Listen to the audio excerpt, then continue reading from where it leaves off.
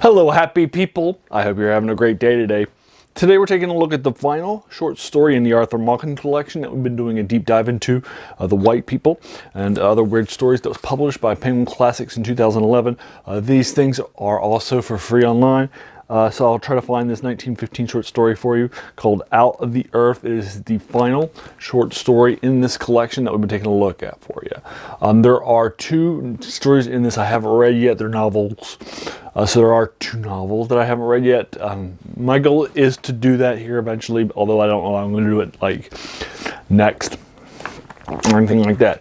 Now, Out of the Earth, I'm going to give you the exact date and time publication of Out of the Earth. It's here in my notes, and it was published in TP Weekly in the November 27th issue, and it was also collected the following year in the Shining Pyramid. I'm sorry, a couple of years later in the Shining Pyramid, a collection from the UK. Now again, note that date, November 27th, 1915, because the previous short story that we looked at, The Great Return, was serialized starting on October 21st and running through November 16th. So it was serialized in the London Evening News. So this was, that last date is November 16th, and this next one's published November 27th. So that's really close together from The Great Return. Arthur Machen we're doing a deep dive into because he is a horror writer who is heavily influential. And I have read one of his collections already, the Three Imposters collection by Chaosium. Also includes some other short stories in there too for you. I read this in the winter between my 2005-2006 year, and after I was doing a deep dive into some of the influences of H.P. Lovecraft. I came across H.P. Lovecraft when I was in college. I read a few different collections by Del Rey that were published during that time period when I was in college, and then I read some collections of Cthulhu Mythos stuff and loved it and wanted to do some deep dive into some of the influences of H.P. Lovecraft and the Cthulhu Mythos. And Arthur Machen is a big influence, not just on him, but other writers too, like Robert E. Howard and his Worms of the Earth, or stuff he was writing. So anyway, I did a deep dive into that Chaosium collection in 2005-2006 in that winter, and I read it then. I also encountered his works in an H.P. Lovecraft favorite Weird Tales collection. H.P. Lovecraft was a great literary writer with some of his other writers and fans, and he wrote these big deep dive and things. And in a collection, in one of his letters, he said, "This, if I were to ever edit a set of weird tales, these would be the ones that I would put in it." And he has like one by Edgar Allan Poe, The Fall of the House of Usher. He has some other classics in there too, like Algernon Blackwood's The Willows.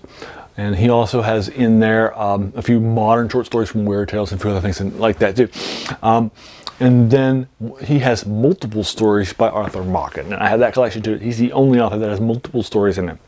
That's how highly H.P. Lovecraft thought of Arthur Machen. And he regularly compares his stories, like the Shining Trapezon and some other stuffs, with Arthur Machen's tales. And you can definitely see that influence. So I want to do another deep dive into Arthur Machen for this channel and for myself, since I hadn't read a collection since 2005-2006, which has been about 16 years ago now. Definitely wanted to knock it out. So I picked up this Penguin Classics collection a few months ago, and it was time for me to knock it out. So I went through it, and I've done a bunch of different short stories from it. And I've gotten a great opportunity to take another look, or to reread some stories like the novel The Great Seal, novel The Black Seal rather, or novel The White Powder or The White People for a few times now. And so I've got an opportunity to do that. Every horror short story in this collection I've given an 8 to. There's a murder mystery I gave an 8 to, 2 as well. And then in the last 4 short stories, we've done something very different. We've done genre shifts. Arthur Machen was heavily known for his horror stuff, and then he's starting in 1914 with World War II. World War I rather. He becomes a war correspondent, and he's writing these short stories that are pro-British and have switched genres. The first 2 that will be looked at, The Bowman and The Soldier's Rust, are just 3.5 pages long. They're war short stories with a supernatural twist at the end. They were both heavily read, heavily influential. I gave him 6s out of 10s. The Great Bowman, Bowman began the Angels of Mon's myth. So you can check out that on Wikipedia to find out where that legend began. The idea that the Battle of Mons was influenced by divine influence. Anyway, so what winds up happening in the next short story after those two in 1951, that again ended just like a week before this next one was published out of the year, is it was published serialized. It was much longer. So it was about 35 pages longer than the first two.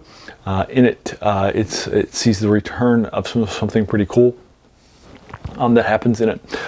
It's a mystery in a Welsh town, again with a supernatural interpretation of a set of events that are happening in a small Welsh fishing town that you'll find out more and more information about as the story progresses. And that was about 35 pages long. I read it in 2 days.